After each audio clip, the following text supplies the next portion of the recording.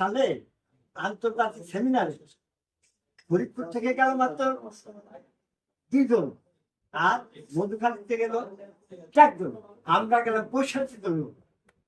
ফোকাসে থাকলাম আমরা, সেই ফোকাস নিয়ে একটা এখনো আছে কিভাবে আছে। এই 98 সালে সব তো বেশি গেল, তাই না?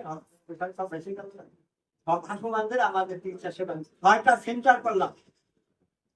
6টা সেন্টারে আমরা 2 মাস সেবা দিলাম। 2 মাস সেবা দিলাম।